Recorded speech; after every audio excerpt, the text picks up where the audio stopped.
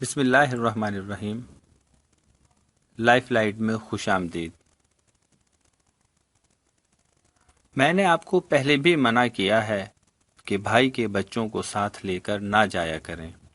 ان کو تمیز نہیں ہے بات کرنے کی کہ بڑوں سے کس طرح بات کی جاتی ہے۔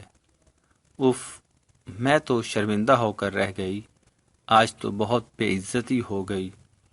سارا کے گھر بہو آہستہ لہجے میں بات کرو، بچوں نے ایسا کیا کر دیا کہ تم کو بے عزتی محسوس ہونے لگی؟ الحمدللہ میرے ان بچوں کی تربیت بہت بہترین انداز سے ہوئی ہے۔ مجھے اپنے پوتوں پر فخر ہے۔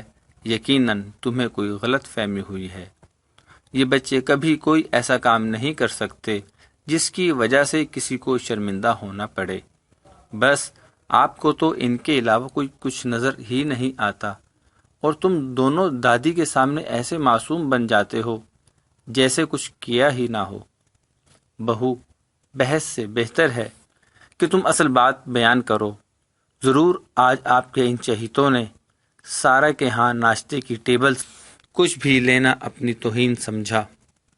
اس بیچاری نے کتنی دفعہ اصرار کیا، لیکن مجال ہے کہ کوئی چیز لے لیتے اور اس کے زیادہ اصرار پر اس کو لیکچر دے کر شرمندہ کر دیا۔ یہ سکھایا گیا ہے ان لوگوں کو کہ اپنے بڑوں کو لیکچر دیں گے۔ چاچی، آپ غلط سمجھ رہی ہیں، ہم نے ایسا کچھ نہیں کہا۔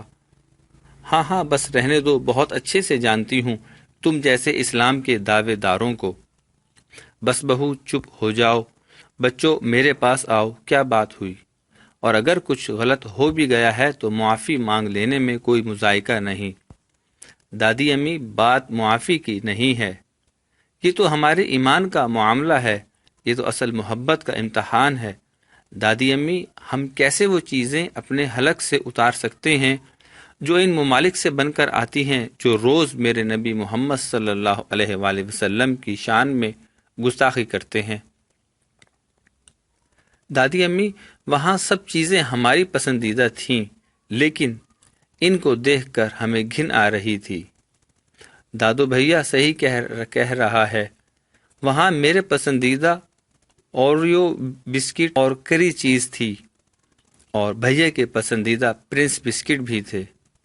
پر دادو، ہم کیسے ان چیزوں کو ہاتھ لگاتے جو ان ہاتھوں سے بنی ہوں، جو میرے پیارے نبی صلی اللہ علیہ وآلہ وسلم کے گستاخانہ خاکے بناتے ہیں، جو میرے نبی کا مذاق اڑاتے ہیں؟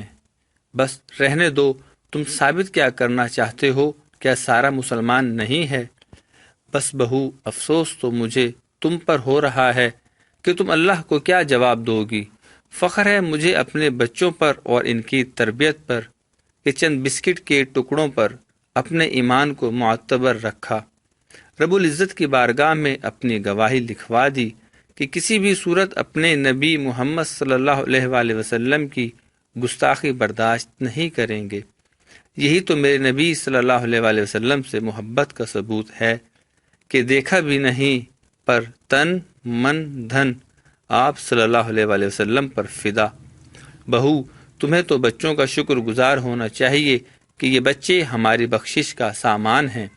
شاید ہم اس دنیا کی چکا چوند میں اپنا حق ادا کرنا بھول گئے، لیکن ان معصوموں نے ہمیں یاد کرا دیا کہ میرے نبی صلی اللہ علیہ وآلہ وسلم سے میرا رشتہ کل بھی تھا اور آج بھی ہے۔